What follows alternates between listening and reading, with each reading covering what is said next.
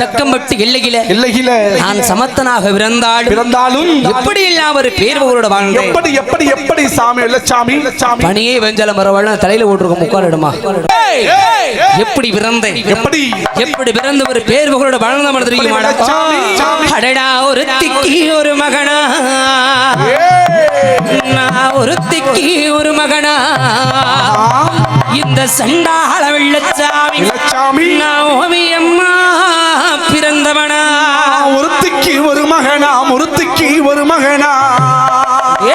இந்த சண்டாள வெள்ளச்சாமி ஓவியம்மாய் பிறந்தவன்டா. நான் சம்பாகி பெற்றெடுத்த